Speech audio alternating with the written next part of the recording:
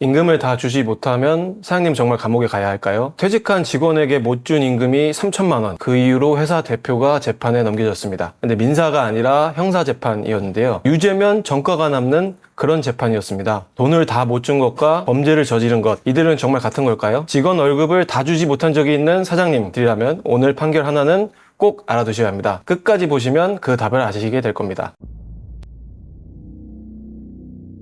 안녕하세요. 법무부인 평안의 노동팀 팀장 강민석 변호사입니다. 오늘 사건부터 보겠습니다. 충남에서 시설관리 서비스를 운영하는 A사가 있었습니다. 당시 근로자 수만 642명이어서 작지 않은 회사였는데요. 이 회사에서 소방 방제 업무를 담당하고 있던 근로자 B씨가 2023년 말로 계약기간이 종료돼서 퇴직을 했는데요. 퇴직하고 얼마 지나지 않아서 B씨가 갑자기 회사 대표 A씨를 형사고소했습니다. 그 이유는 본인의 임금 3,145만 원 그리고 퇴직일로부터 14일 안에 이 돈을 주지 않았다는 거였습니다. 근로기준법은 이 기간을 넘기면 사장님을 처벌할 수 있다고 정해두고 있습니다. B씨는 이미 회사를 상대로 여러 건의 민사소송도 진행하고 있었고 휴게시간 수당, 조정수당 같은 이런 기타 수당들에 대해서도 소송을 제기했었는데요. 그중 일부는 이미 근로자가 일부 승소까지 받아둔 상태였습니다. 근데 검찰은 이 미지급 임금을 근거로 이 대표 A씨를 근로기준법 위반죄로 재판에 넘겼습니다. 여기서 쟁점이 등장하는데 A사는 2018년부터 소방방제 이 직군에 대해서 탄력적 근로시간제라는 걸 도입했고 이거를 이제 취업규칙에 두었습니다. 그리고 당연히 이제 B씨도 이 제도가 적용한다고 보고 이 회사는 그 방식대로 임금을 계산해서 줬었는데요. 검찰의 생각은 좀 달랐습니다. B씨가 2021년부터 이제 기간제 근로자였었는데 취업규칙에는 기간제 근로자는 개별 근로계약에 따른다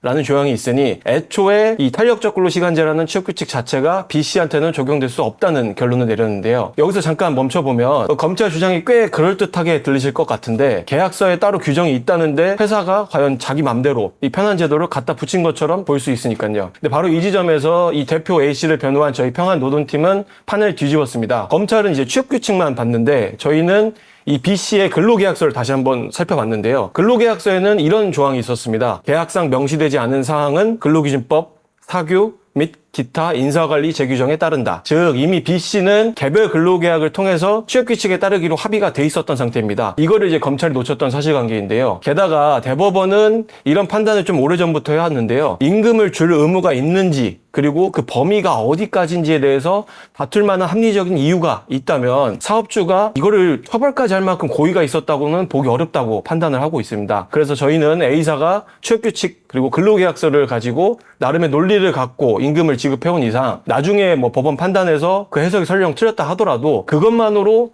형사처벌까지는 할 수 없다라는 게 저희의 핵심 논리였습니다. 여기서 이제 오해하시면 안 되는 게 마치 그럼 회사가 다투기만 하면 임금 안 줘도 되나? 이렇게 좀 오해하실 수 있는데 그건 절대 아니고요.